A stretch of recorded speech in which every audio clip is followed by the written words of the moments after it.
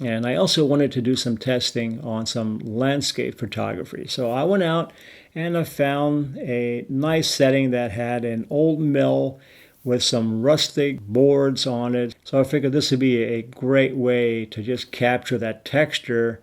And then of course you have all the foliage on here. So I started off here shooting at ISO 800, cameras on the tripod, and the lens I'm using here is my 28-75 f2.8 Tamron lens, which is also a very, very sharp lens. It's more of a medium telephoto, and that's what I was looking for here.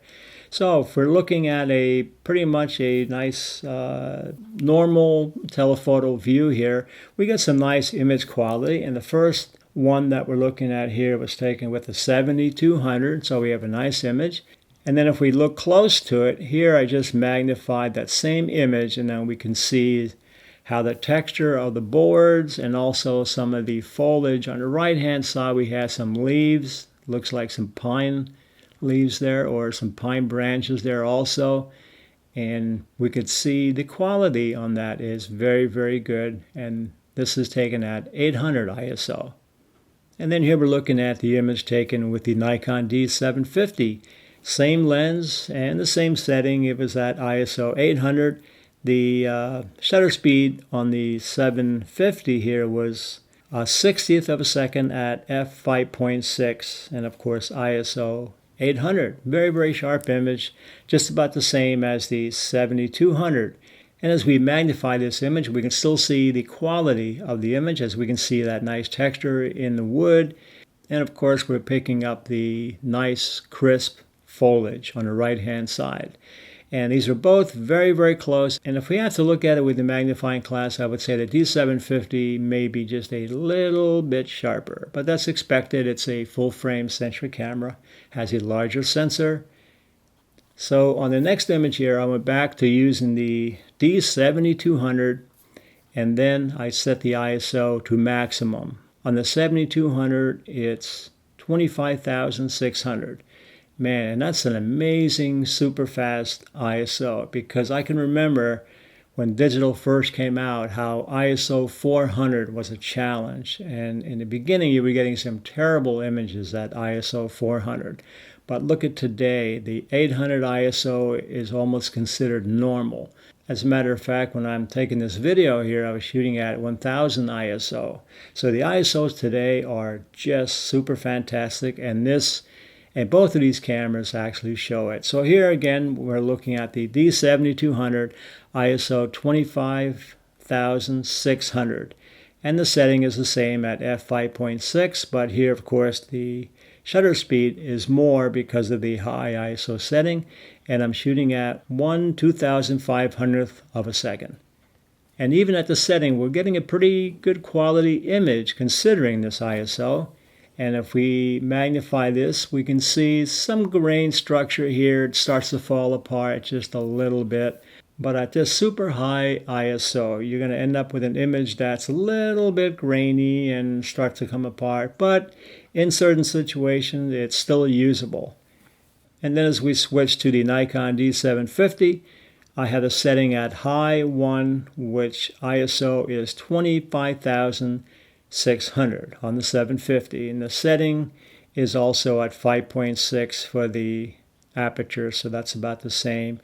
And you can see here, if we magnify this though, you can see also we have a little bit of grain structure here, and the image just a little bit starts to come apart, but it is a slight bit sharper on the 750.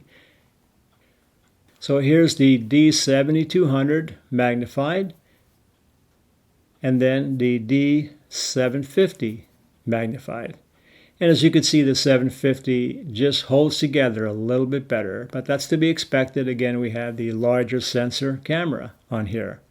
So I was curious and I wanted to find out what kind of a image I would get at the high 2 ISO. And that is ISO 51,200. And who would expect to be shooting at that kind of high ISO several years back? But it is now possible. So I set the camera at the 51,200 ISO. We're still at 5.6. And because of the super high ISO, the shutter speed turned out to be 1/3200th of a second. And let's have a look at the image.